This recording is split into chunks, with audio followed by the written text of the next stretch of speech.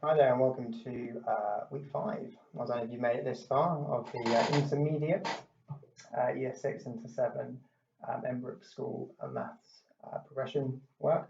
Apologies if you watched the beginner one, I accidentally mislabeled that one, but this is definitely the intermediate one here. So as always, you've got 10 questions, some different questions this week on a few different topics. So, feel free to maybe use Google to have a little search for some things if you're not quite sure what they mean. And look up definitions, for instance, of how to find the area of a parallelogram. So have a go now, pause, and then I will pop the answers onto the screen. Okay, so here are your answers. So give them a tick if you got them right, and if you didn't, go back, have a little look, see if you can find if you made a mistake anywhere, and if not, then have a flick through the video and see if you can find the question to help you out. And again, if you found them a little bit too easy, move on to the advanced one. A little bit too hard, have a little look at the beginner video. Okay, so let's get started then. So question 1. So the only thing with this question is just really, especially if you made a mistake, is not probably that you don't understand how to subtract, more that you just didn't line up your columns in the right way. So we've got 1,505,670. Okay, so we've got millions, hundreds of thousands, tens of thousands, thousands, hundreds, tens, units. So the next number doesn't have a million attached to it, so we've got to start that one off in the hundreds of thousands. So you don't have to leave the gap, I just have just to make that clear. So we're going to do the subtraction. So nothing to take away in the units. In the tens, we're going to have to borrow from the hundreds. So we'll take that down to a 5 and pop that up and borrow that 1 over to make it 17. So 17 take away 9 gives us 8. 5 take away 8 in the hundreds, can't do, so let's borrow from the thousands. So we now got 15 take away 8, which gives us 7. Right, moving over to the thousands. 4 take away 0, that's all okay. 0 take away 7 in the tens of thousands, can't do, so let's borrow from the hundreds of thousands. So 10 take away 7, which is 3 now. 400,000 take away 600,000, can't do that either, so let's borrow from the millions. So we get 14 take away 6, which is 8. So there's our answer, 834,780. Okay. Right, so express 1/8 as a decimal. This is a really nice question, especially if you always start from things that you know, okay? So things that and I think we did speak about this one in previous weeks. So we'll start with the circle because we want to break things up, okay? So what do we know? Well, we know that if we break the circle into 2 bits, that's 1/2, okay? So 1/2, you might be familiar with the fact that that is 0.5, literally half of 1, okay? So we want to get to 1/8. Now we carry on halving, we will get to where we want to go.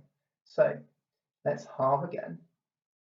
So by half a half, I'm now into my quarters, okay?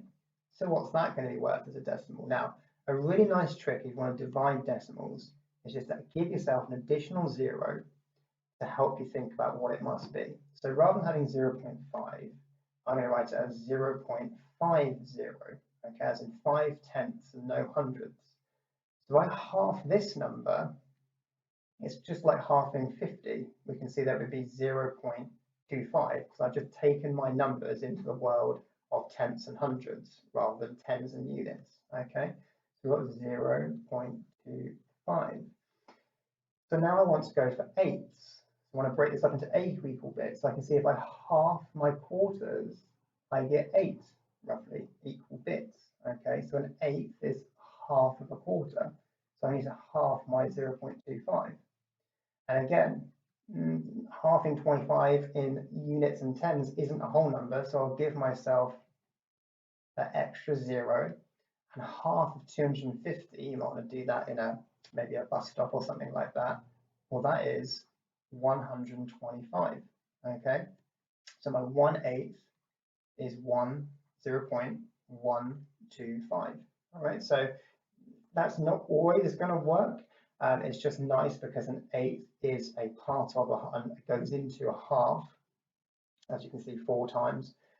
So we divide it by 2 and then divide it by 2 there. Okay, so if you start with something you know, you might find you get to the answer that you want. Okay, so calculate the area of the parallelogram. So hopefully, I mean, you will get a proof of this using 2 trapezium when you come to year 7. So the area of the parallelogram is actually, and the reason I'm giving you this here, is the base times by what we call the perpendicular height of that shape. And when we say perpendicular, we mean at a right angle. Perpendicular means at a right angle to the base. So the area of the parallelogram is just 9 times by 5. The perpendicular height times by the base. And 9 times 5 is 45. Now, we're working in centimetres. So when we say 45, we mean 45 squared centimetres, or centimetres squared, we write it. And what we mean is that if we drew lots of little 1 centimetre by 1 centimetre squares, we would fit 45 of them into that parallelogram. Okay.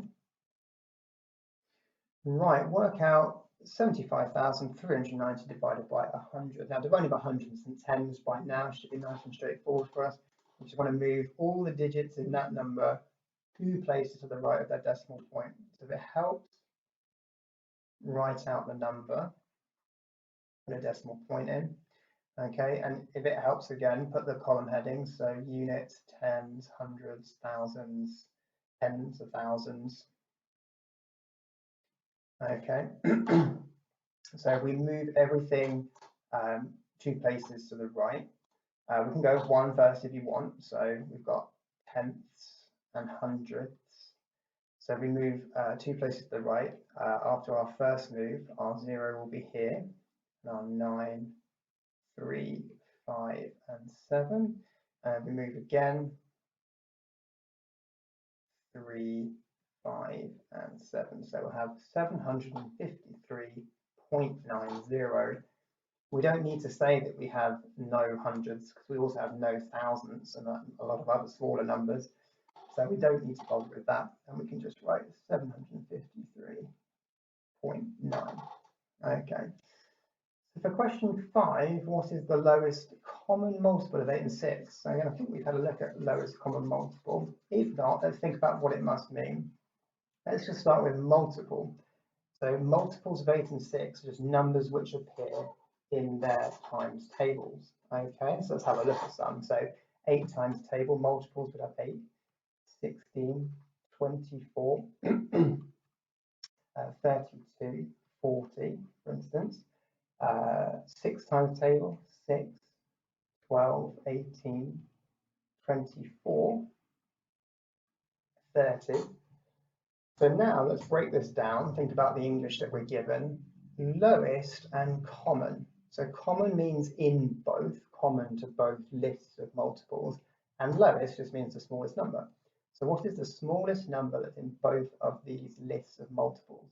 And that is the number 24. Okay, so 24 is our lowest common multiple of 8 and 6. Right, for question 6, multiply 2.99 by 100. Well, we've looked at this in question 4. Just going to go the opposite way and move all of our digits 2 places to the left this time with my decimal point. So I'm going to put in my 2.99 here. So if we move it once, it's 29.9. If we move it again, we get to 299 for question 6. Okay, so we'll move over to the next video for question 7.